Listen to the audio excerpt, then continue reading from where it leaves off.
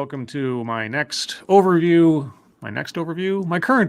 this overview of episode 5 of Loki on Disney Plus, and the absolute snorefest that it was. I'm not quite sure what I watched. It's sort of like cotton candy. You know, there's something there, but once you're finally through with it, there's not a whole lot to be had. Except it wasn't even like cotton candy, because at least cotton candy sort of tastes good. This was just... All right, well, let's just jump into it, shall we? Because why not? So where did we leave off last time? Well, last time we had the cavalcade of revelation that, surprise, surprise, the timekeepers weren't actually real.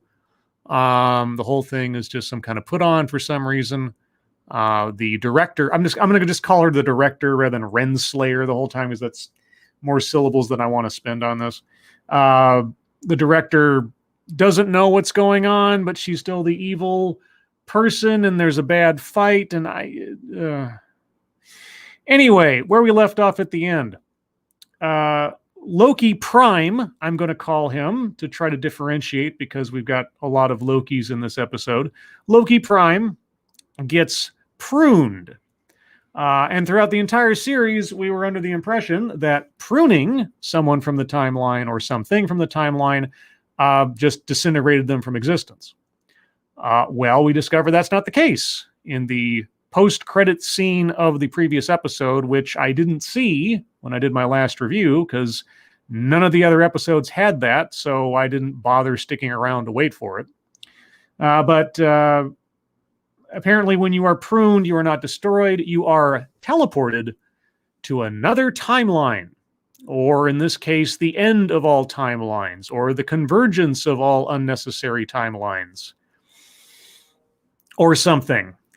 So the episode begins with us seeing this sort of decimated landscape where all the things and people that are pruned end up. And it's a post-apocalyptic, mess of a place. And there's a giant cloud monster that's just roaming around, I guess, eating things forever. Except there's still whole and intact things all over the place that it hasn't eaten for some reason. And unless I missed it, and I must have, the next scene, after seeing the giant smoke monster going through the opening credits, is that Lady Loki and the director are now not in the timekeeper's chambers, because at the end of the last episode, Lady Loki had the director on the ground with one of the pruning pikes at her face, telling her, "You're going to tell me everything." But all of a sudden, they're transported, or in the blip of an edit or something, they're no longer in the timekeeper's chamber. Now they're in the courtroom that we saw in the first episode, but the director's still on the floor, and Lady Loki still got the pike up to her face, and I'm completely confused as to how we got from the timekeeper's chamber to the courtroom. It's never explained, as far as I can tell, or I miss it. And then Lady Loki and the director have this conversation where the director's like, "I don't know what's going on either. I'm as much of a victim as you are. We can help each other, because I don't know who's behind all of this." And I don't buy it for a second. And it's good that I don't buy it for a second, because the God of Mischief does buy it for a second. I just want to say something as a sort of an umbrella statement about Lokis in general in this show. To watch the main villain for the first, chunk of the MCU go from the guy that was about to conquer Earth and or Asgard and could, take on human beings because he's an Asgardian first and foremost, and he keeps getting beat up by normal people in this show. None of the Lokis in this show, not even Lady Loki, who they are venerating to the level of some kind of saint, none of them behave with the kind of foresight or cunning or insight into people's minds and so on that Loki of previous years has. They have so neutered the character from a supervillain down to a helpless puppy in every instance. I'm not even sure what show I'm watching. I'm not even sure that any of what I'm seeing is actually Loki. I could almost forgive if they said, none of these Lokis are your Loki. Your Loki died when Thanos crushed his neck. All these other guys are just absolute pretenders, and I could believe it, except it's not enjoyable to watch as a show. Anyway, so the director cons blatantly Lady Loki into believing that she wants the same thing as Lady Loki wants, and that's to bring down the Timekeepers. And then we jump back to Apocalypse World, where all the Lokis, we have, let's say, Loki Prime, for the sake of the show. We have old Richard Grant Loki, which, by the way, they gave him the comic book accurate costume, and he's kind of the old Loki. And if Richard E. Grant was playing Loki in his own show as the cantankerous old Loki with that costume, and it was well written, I'd watch that, because Richard E. Grant's a great actor.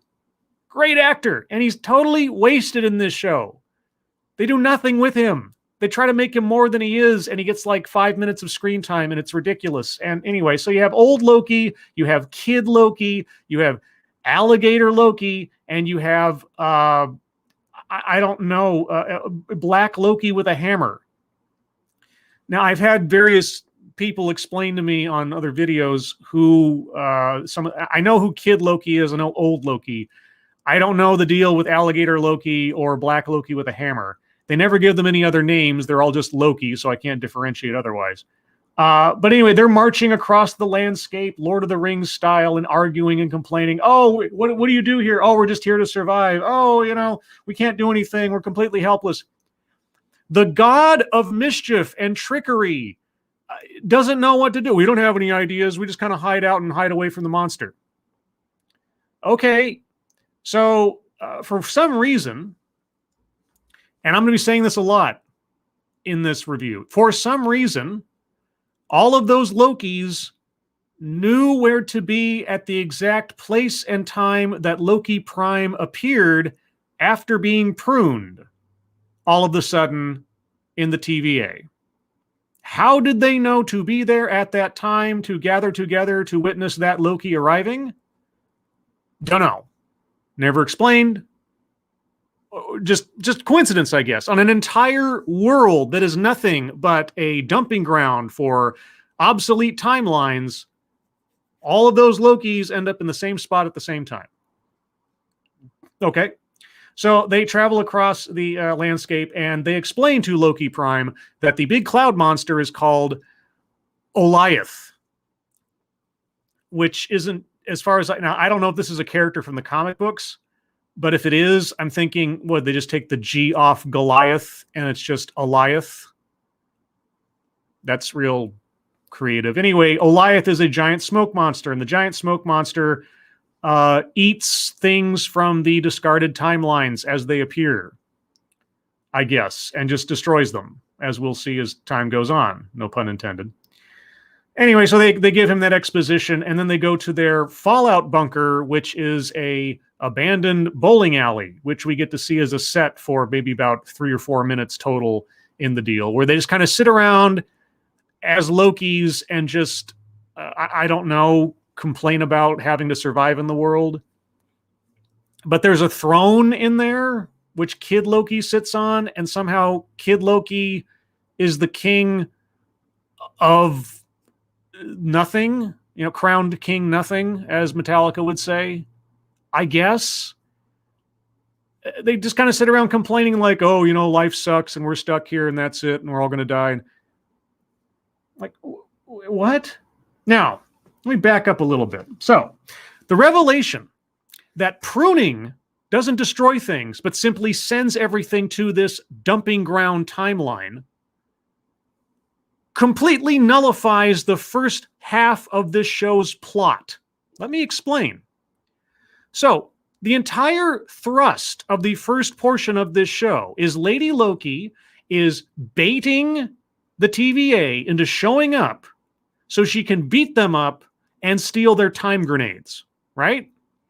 Okay, She is stealing all of these time grenades. By the end of it, she's got like 25 or 30 of them. And her purpose in doing this is to send these time grenades back in time to multiple points in time in order that they will go off and create some kind of variance and create a whole bunch of multiverse stuff and a whole bunch of extra timelines and cause the TVA all sorts of chaos. Except that when they go off, they don't do that. They just take whatever they touch and send it off to this dumping ground timeline. So there was never a threat of creating alternate timelines, and the whole purpose of the plot, as a giant truck's driving by, it was meaningless. There was no emergency. She was just sending whatever was in the current area of that time grenade to a dumping ground timeline where nothing happens. So, and she had been putting this plan in motion for years, she said, before Loki Prime screwed it all up. So Lady Loki, who from the age of a child through to the age of a grown adult as an Asgardian who we know lived to be thousands of years old, spent all that time running around in history, making a plan against the TVA, stole all these time grenades, which she had absolutely no idea what they did, in order to send them back in time to have an effect of which she had absolutely no idea what it would do, to do what? And then in the TVA, there's all these branching timelines, and there's this big emergency, which they resolve somehow, but we never know how or why. Well, I'm just going with the traffic outside. If you can hear the traffic outside, I apologize. I don't have much control over that. Anyway, so the entire first part of this season makes absolutely no sense now that we know what pruning actually does. But okay, so this show gets worse and worse every time they give us some new piece of information that either nullifies, contradicts, or makes ridiculous previous events. It'd be almost impressive if it wasn't so stupid. Anyway, so we go back to the director and Lady Loki. And Lady Loki and the director are presumably working together to try to find a way to find out who the timekeepers are. And the director says the timekeepers hide at the end of the universe past this giant void. There's this giant void between where time is and where it will end. And you can't go past the void. And they're working with Miss Minutes, the I don't know, AI computer thing to look for files on the end of time. And then Miss Minutes says, oh, what about the Void spaceship? And the director's like, yes, the Void spaceship that we're going to use to traverse the void. It's specially designed. And I'm sitting here as the audience member going like, please do not tell me they just pulled an answer out of nowhere to solve the problem they just set up. Because I could believe it. That's the thing about this show. I could believe it. Oh, but it turns out, no, that was just a con for the director to stall for time until the TVA guards show up because she was lying to Loki the whole time. Sort of. If the director actually wants to find out the end of things, if she really doesn't know what's going on, if she does want to know who the timekeepers are and everything else, why is she opposing Lady Loki's quest? I don't know. It doesn't make any sense. And at the same time, if whoever is running the TVA is not the all-knowing, all-seeing Orwellian creature that they've been built up to be, why are his employees running around with free will? Why prune Mobius? Why not erase his mind? You've already done it once to all of these people. Everybody we see in the TVA is an individual who's had their mind erased after being plucked from the timeline. Why not just erase their minds again? Why is there anybody there that has any knowledge of anything other than working for the TVA? And if they do find out otherwise, why are you not just erasing their minds again? I asked this last time. Doesn't make any sense. Anyway, So Lady Loki is cornered by the guards and the director, and she already has the time travel remote control that she stole from the director. And so she prunes herself, or I should say just teleports herself to the end of time where she knows she's not going to die. Of course she did. Everybody saw that coming. Anyway, we're back with and then we jump back to all of the Lokis sitting around talking about how much they hate themselves. If there was an episode where we spent more time with Loki of any particular iteration telling us how much they hate being a Loki and how terrible it can't change, everything we touch turns to absolute garbage, woe is me, it's terrible. Self-pity on parade over and over and over again. And it's not even interesting or like, show not tell sort of discovery of self-pity. No, it's just characters sitting around exchanging dialogue about how terrible they are or how useless they are or how pointless it is to be a Loki or to whatever it is. That's what they do. Old Loki, all of them sitting around for how many minutes is this? I'm looking at the time tracker. Let's see. We start at about 13 minutes and 4 seconds, and they're sitting around talking until 17 minutes and 12 seconds. Right? So 4 minutes of nothing but them sitting around and talking about how hopeless their situation is and how terrible they are as a creature. And then so Loki Prime's like, to hell with this. I'm getting out of here. I'm going to do something. I'm going to go fight this thing or find Lady Loki. How he would do that in this case, since he doesn't know what's going on, I don't know. And he opens up the lid, and there we see from the trailer, I'm going to call him President Loki. Loki with the little Vote for Loki badge on there. And he's standing there with a whole bunch of minions. And I'm like, oh, okay, I guess this is happening now. Why is this happening? Well, we won't find out, because then we jump to Lady Loki. Lady Loki waking up inside of a bus in the terrible planet that she's now teleported herself to. And she's suddenly being chased by the smoke monster. And the smoke monster's coming at her. And it's coming at her. And somehow she's able to keep ahead of it, even though it's a supernatural giant smoke monster being. But yeah, she's able to keep ahead of it. And in the course of running away from it, there's a flash of an image of a house or a mansion or something, some decrepit old castle in the distance. And then she's still running and still running. And then, for no reason, Mobius shows up in a car, in a pizza delivery car.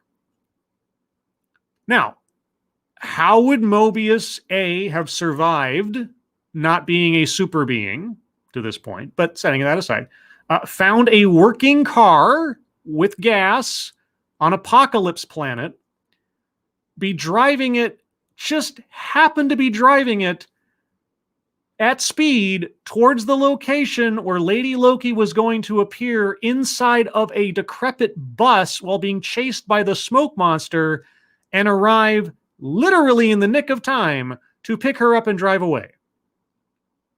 How would he know any of this? Dunno. Never explained, never commented on. It's just there. It is the wonderful world of contrived plot convenience. It makes no sense at all. So they're driving along, and she's like, oh, I know what to do. I have all the answers, because this episode's all about, getting in touch with your feminine side and deciding, what? My feminine side is the better side. I really need to just defer to the feminine side on this one. And then we jump back to the Lokis in the bowling alley, and there is a meaningless action scene where President Loki is trying to claim the throne from Kid Loki because there's some kind of power struggle over what? Again, sitting as king of nothing on a planet of nothing. And then President Loki's minions turn on him because apparently Black Loki with a hammer had agreed with President Loki to conspire with him to take over the throne from Kid Loki, and it's all nonsense. It's all confusing, pointless, unnecessary, unrelated nonsense. And then there is a meaningless and total garbage again, action scene. If there's one thing that this show gets worse out of all the Marvel shows so far, it is the fight choreography and just the action scenes in general. They're just terrible. They're boring. There's no sense of weight to them. And also, they had to depower Loki, all the Lokis, down to nothing for the fight scenes to make any sense, especially on the train in the previous 2 episodes back or whatever, where regular Asgardian Loki is thrown out a window by normal human beings or near human beings. I don't know if they were aliens, whatever. They weren't Asgardian gods. So all the Lokis have been depowered down to sniveling little nothings here. So they have a meaningless fight, but old Loki, kid Loki, and Loki Prime escape the fight because they have illusions, and they use the illusions to escape. And they walk around, and Loki Prime's like, we got to fight this thing. There's no way to fight this thing. We got to fight this thing. Okay, let's fight this thing. To what end? I don't know. But Lady Loki's decided, I'm going to enchant that thing. Because when I was running away, I touched its mind or whatever. So I think I can enchant it. How does she know she can do this?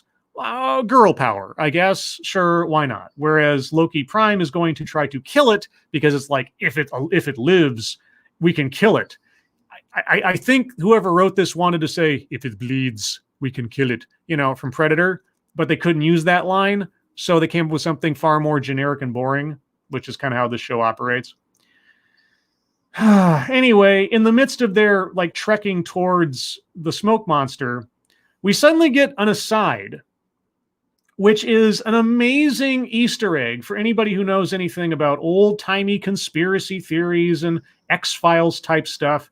As they're approaching the smoke monster, they get on top of this ridge, and they're like, okay, when the next time thing happens and something from another timeline drops in, it'll be eating that thing, and while it's distracted, we'll run around behind it. And remember, behind it means a miles-wide smoke cloud monster thing, and attack it. But what appears? Well, a giant battleship, a World War II looking sort of battleship. And just briefly, as the camera pans up, you can see that the name of the ship is the USS Eldridge. And I was like, oh, the Philadelphia experiment. I know that story. I know that myth. That there was this ship back in 1943 or something, and they were trying to experiment with stealth technology or some such on this ship in a harbor off of Philadelphia. And when they turned it on, the ship disappeared for 5 minutes. And then when it reappeared several minutes later, all the crew had either gone insane or missing or were fused into the deck of the ship. And I was like, ooh. So the Eldridge in this reality or this particular timeline was sent to the end of the universe. Okay, I got that. I got that reference. And I'm sure there's a whole bunch of others in the show that I either missed or didn't register. But either way, I was like, I got that reference. And I was like, that's kind of pleasant. But it did nothing to improve my enjoyment of the show. Anyway, the smoke monster devours the ship and everybody on it within about 10 seconds. So the idea that it's going to be distracted by eating something so that Loki can run behind it and backstab it doesn't make any sense whatsoever, as if it ever did at all. So anyway, we have the Easter egg USS Eldridge, which again doesn't really change anything about the plot, doesn't add anything to it. It's just another distraction. Let's see. Then the director. We go back to the director because she's really important to this for some reason. I don't know why. She goes off to interview Lady TVA Guard, TVA Guard Prime, because I don't remember her call sign or whatever else. She's in prison in the TVA. They haven't erased her memory and just reset her because I don't know why. And so the director asks her, you had contact with the variant, i.e. Lady Loki. What does she want? What motivates her? As if you need to ask this question of her. You've spent more time talking to Lady Loki than this lady ever did. And so TVA guard Prime says, she's motivated by revenge. Well, no, duh. And director's like, well, I want to find out what's behind the TVA too. And the guard says, yes, but you just want it. She needs it. And I'm like, the fuck are you talking? What? What does that even mean? What? And that went on for like 3 or 4 minutes of time. And then we get another segment of, how long does this thing last? We go from 29:19 to, hold on, I'm still going. Okay, 29:19 or thereabouts to 34 minutes. So we spend the better part of 6 minutes with nothing but dialogue between old Loki and Mobius, and then a long period of time between Loki Prime and Lady Loki as they sit, looking out over the horizon, cuddling together under a blanket, falling in love. With Loki Prime just absolutely debasing himself before Lady Loki and how terrible he is, and la-di-da-di-da-di-da.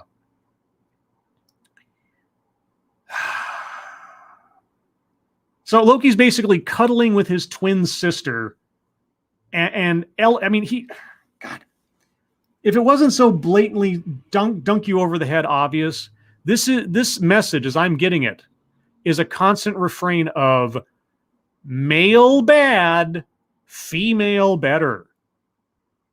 Right? Male Loki, oh, all the terrible instincts I've had to conquer and to see myself as centered, and I'm so lonely, and this attitude that I have makes me all alone and isolates me. And if only I could be like Sylvie, who is so much more amazing and so much more interesting than I am, my poor pathetic self. Anyway, so then we're all standing like some big heroic moment. We've got old Loki, kid Loki, alligator Loki, Loki Prime, Lady Loki, and Mobius standing on a ridge overlooking the smoke monster, and they're going to go and have their final battle. But Loki is going to go. Loki Prime is going to go and fight it, and Lady Loki is going to try to enchant it, and kid Loki kind of wanders off somewhere, I guess, and along with alligator Loki, and old Loki's like, no, we're going to stay. This is our home. And like, this is your home? What? As Mobius takes the remote control and opens up a time portal to go back to the TVA. So old Loki, kid Loki, alligator Loki, who have been doing nothing but lamenting the fact that all they do here is just try to survive, decide, no, we're going to stay for no reason and wander off rather than have an opportunity to go back and maybe not be in giant apocalypse world smoke cloud monster territory anymore. They're not going to join Loki Prime and Lady Loki. They're just going to wander off stage, exit stage left, while Mobius goes back to the TVA. Oh, but not before sharing a hug with Loki. Loki now calls him his friend. Has there been much of anything in this between Mobius and Loki that would establish them as having that strong of a relationship at all? I mean, their interaction in the previous episode was pretty forced. But now they're friends. Loki's first real friend. Aw, not his brother, because Loki never experienced friendship or kinship or a sense of family at any point previous to this with his brother or his mother, even in moments with his father. No. Only now is Mobius like his friend, I guess. But anyway, so they hug. But before Kid Loki leaves, he grants Loki Prime a sword that he conjures out of nowhere. Because Loki Prime couldn't do that? This show constantly forgets, conveniently, for no reason, that Loki Prime has all of the same powers as the other Lokis. We spent so much time on episode 3 or whatever with Loki Prime telling us he doesn't know how to enchant people. I never learned how to do that. Save for the times we've seen him do that. Like I said last time, remember Professor Selvig? Remember when Loki had taken over his mind at the end, at the, I think it was the post-credit scene in Thor, right? Where Selvig looks in a mirror and sees Loki, and Loki's basically puppeteering him. Yeah, remember that? Yeah, this show doesn't. Loki conjuring weapons out of thin air? Why would he need to do that for himself? No. All Loki does in this show practically is conjure clothing. Apparently, this Loki variant can conjure clothing because that's what he does the most of with his powers. He conjures a new outfit or a blanket, or he dries himself off from the rain or whatever. Anyway, so Kid Loki gifts him a golden sword that is just, okay, a sword. And then Loki Prime conjures for himself, well, what else? Clothing in the form of a holster for the sword. Because now he's got suspenders / straps over his shoulders again. Because why not? Sure. Anyway, so then Loki Prime and Lady Loki go stomping off towards Smoke Monster, and they have a touching moment where they're holding hands and telling each other how much they care about each other, and oh, this will be, we'll see each other at the end of the universe or whatever. And then the Smoke Monster starts to close in, and they're getting ready, and she's like, he's going to eat you, and she's like, we need a distraction. And so Loki goes running off to one side and sets the sword aflame and goes, hey, over here, come eat me. And then the Smoke Monster's like, oh, okay. And so goes over here and starts to chase after Loki Prime. But then all of a sudden, old Loki appears, and we get the Flight of the Valkyries rendition playing in the background, which, it would be kind of funny, kind of fun if we knew anything about old Loki. I mean, he told a little bit of his backstory earlier, but it was so bland and so uninspired. And Richard E. Grant is such a great actor, and he's completely underused here. I wish that only the Richard E. Grant Loki had been the one to show up, and that we'd spend more time and to spend more time with him. Like if you really wanted to show, if you really wanted to prove to Loki Prime what a terrible path it is to be Loki, you could just have this cranky, cantankerous old Loki sort of give Loki Prime a vision of his future if he doesn't change his ways, ghost of Christmas future. Whoa. But no, anyway, so old Loki appears, and with his powers, he conjures up a hologram version of Asgard, the entirety of Asgard. He just raises his hands up ooh, and now the Smoke Monster is like, oh my gosh, this is something to eat. So the Smoke Monster goes chasing after, for whatever reason, the giant holographic Asgard, and we have this long, drawn out CGI sequence of the Smoke Monster chasing after holographic Asgard, and that lasts, let me see here, basically the whole encounter goes from approximately 39 minutes 33 seconds all the way, and there's no dialogue during this, mind you. There's no dialogue. There's just CGI fighting and everything. It goes on for till about 43 44 minutes. So we get 5 minutes of nothing but CGI, giant fight, etc., while old Loki distracts Smoke Monster with giant fake Asgard, and then Lady Loki and Loki Prime combine their forces by holding hands in order that they can entrance the monster. And she holds his hand, and he says, I'm going to entrance him. Help me. And he says, I don't know how to do it. And she's like, yes, you do. We're all the same. No, you're not all the same. That's the whole thing. And besides which, How would you know that? If you are all the same, why aren't you conjuring things? Why aren't you making fake versions of yourself or swords or whatever? Oh, I guess Lady Loki just has insight into how everything works because she's Lady Loki. Anyway, so they hold hands and together they entrance the monster, and then the monster just kind of disappears. And then behind the smoke, in the last shot before the episode ends, we see this decrepit old mansion, Transylvania looking thing that they're going to walk towards. And supposedly that's where the big bad boss lives, who is either Kang the Conqueror or a completely different Loki, or who knows. I'm only mildly curious at this point because I'm not even sure giving me the coolest reveal of the bad guy could save anything about this show, because it won't. And that's the episode. It's a lot, again, of talking, of sitting around, of Loki being self-piteous about himself, whichever Loki you're talking about.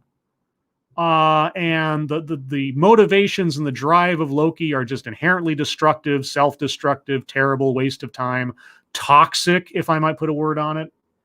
Lady Loki is amazing, and she knows how to do everything, and she has a hunch about how to take down the monster because her hunches are always right. Yada, yada, yada, yada. She's got the insight. I think it was Az over on Heel versus Babyface. If you don't know that YouTube channel, go check it out. Who rightly put it that Loki is a supporting character in his own show. It really does feel like that, especially in this episode where everybody's helpless and wandering around, doesn't know what to do. The combined creativity of the gods of mischief have decided to just sit it out and wait for the end of the world because they have no ideas as to what to do. We're just going to survive. That's all. We're just going to sit around and just sit. Make a fake kingdom in a bowling alley while smoke monsters eating everything, and then fight over a throne in a bowling alley because, well, Lokis don't have anything else to do but try to conquer what's in front of them. Right? We're survivors. We know how to survive, except we're just going to sit here and wait for the end. Oh, boy. You know, my only hope, my only real hope is that at the end of the last episode, they just decide to snap their fingers and effectively say that none of this ever happened. You know, that there's some like lingering effect in some small way that will lead into the Doctor Strange movie or whatever, but effectively this is all meaningless because that's exactly what it is. All of this is meaningless. But really the thing that gets me the most, and I said it earlier, and I'll just, for the sake of repetition, I'll say it again, is that the revelation at the post-credit scene of the last episode and the confirmation of what's going on in this episode, where things that are pruned are simply sent to a dumping ground, Earth, completely nullifies the entire plot line of the first 3 or 4 episodes of this show. It makes Lady Loki look like an idiot, which she is. It makes the TVA make absolutely no sense in the idea that the time grenades just send things to this other planet. They don't actually create new timelines or disrupt timelines. So there was never any danger when Lady Loki was dropping off the... If the TVA, if the director... I mean, now you could forgive it and say, well, nobody else at the TVA knows what the time grenades do. Maybe they really do believe they're all pruned and disintegrated, and only the director knew the truth. Okay, I'll grant you that. But if the director knew that the time grenades were going to have no ultimate effect on the timeline, and we're just going to send a whole bunch of branches off into Netherworld, what was the emergency? Why did all of the equipment at the TVA go nuts after the time grenades were sent off to the different parts of history? None of this makes any sense. And I've said this before, and I'm certain I will say it again. You can have the most fantastical setting you can ever imagine, right? Most fantastical. But if you break your own rules of how things work as the story progresses, you lose it. You know? If you establish rules for how your universe works and you break them on a regular basis, there's nothing there to dig your feet into. Right? If you have a situation or a world building where there's a lot of mystery and things left unexplained and so on, you have a lot more room to work within. But they spent the first 2 episodes telling us this is how things work. This is how the rules work. We have all these people watching monitors of timelines and things and pruning them and going this and doing that. And then they say, oh, hell with it. Doesn't matter. There's no red line, right? There's no red. That doesn't matter. The time grenades did nothing. Didn't they? Anyway. So there you go. There's my rant about Loki episode 5. Another entry of nothing happening, long conversations about nothing, that develop nothing about the characters, that reiterate things we've already been over and over again. Self-pity, Loki's terrible, Loki needs to change. Can Loki be better? Oh, also there's this whole time thing going on that doesn't make any sense. Super villain comic book show, everybody. That's where we're at. That's what we're getting, apparently, but morbid curiosity being what it is, I can't wait until next week. So with that, I'm going to end this here. Everyone, thank you for joining me for this little rant. Good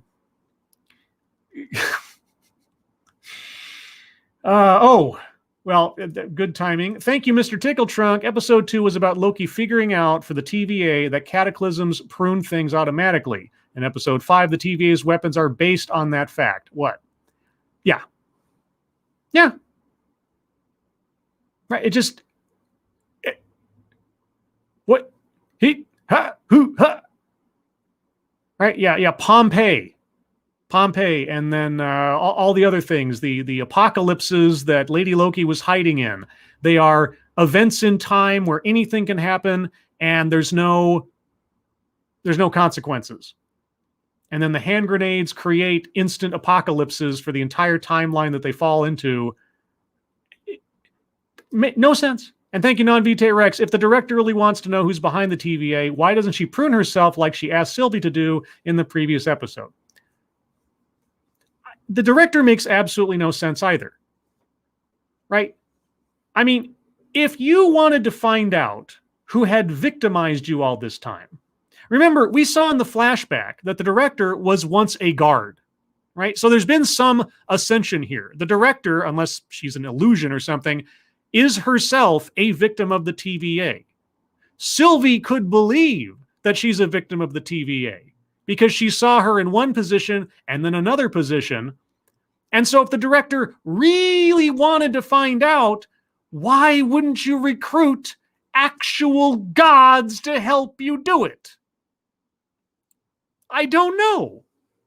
It makes no sense. None of this makes any sense. The idea that our characters are actually gods make no sense when they constantly get their asses kicked or don't know what to do or have no ideas or somehow their inherently cosmic knowledge of things escapes them and they can't come up with an idea of what to do next. Anyway, I'm going to become broken record here and I'm going to become a time loop if I'm not careful. So again, everyone, thank you so much for joining me. Moderators, thank you for keeping an eye on things. Even though everyone here is so well behaved, you have very little to do. Everyone who donated, thank you so much for your generosity. If you'd like to hear more from me or Satsu 2 Cents, you can find us both tonight on Satsu 2 Cents' channel at 6 p.m. Pacific, 9 p.m. Eastern for the Lords of the Night, where we will talk about the news of the day, news stories you submit, what we've been up to on the internet, and then your questions and comments. Everyone, I hope you all have a good rest of your day. I hope you're all safe and well. If you are not well, please get well soon. and I will see you on the next one. Take care. Bye-bye.